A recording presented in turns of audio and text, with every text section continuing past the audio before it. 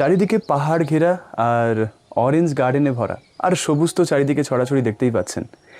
এরকম জায়গাতে আপনারা যদি 2-4 দিনের ছুটি কাটাতে আসতে চান তাহলে কিভাবে আসবেন সেই ব্যাপারে আপনাদের ছোট্ট করে একটা তথ্য দেব। এনজেপি থেকে আসতে পারেন আপনারা, কিংবা খুব ভালো হয় যদি দার্জিলিং মোড় কিংবা শিলিগুড়ি জাংশন থেকে আপনারা আসেন। মিরিকের গাড়ি তো অনেক আছে, মিরিকের বৌদি হোটেল মনে রাখবেন, মিরিকের বৌদি হোটেল পর্যন্ত আপনাদের পৌঁছতে হবে, গাড়ি ওখানেই নামিয়ে দেবে। আর সেখান থেকে অনেক গাড়ি আছে, সাধারণত 200 বা 300 টাকা এরকম নিয়ে থাকে। আপনারা হোমস্টে বা ফার্মস্টের নাম বলবেন এবং ওরা একদম হোমস্টের সামনে নয়, এক্স্যাক্ট একটু নিচে নামিয়ে দেবে। তারপর একটু হেঁটে উপরে আসতে হয়।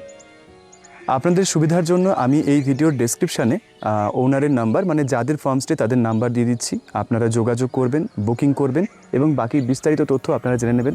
হোমস্টে মানে তো আপনারা জানেন যে সকালের ব্রেকফাস্ট থেকে শুরু করে একদম ডিনার পর্যন্ত সব কিছুই আপনারা পেয়ে যাচ্ছেন। পাহাড় আমাদের শেখায় মাথা উঁচু করে দাঁড়িয়ে থাকতে, আর মেঘেরা শেখায় ভাসতে। 2-1 দিনের এই ছোট্ট সফর কেবল ভ্রমণ নয়, বরং নিজের সত্তাকে নতুন করে খুঁজে পাওয়া। তাই দেরি না করে ব্যাগ গুছিয়ে ফেলুন, পাহাড় আপনাকে ডাকছে। সেই কুয়াশা ঘেরা রাস্তা আর পাইনের গন্ধে ভরা স্নিগ্ধতার টানে।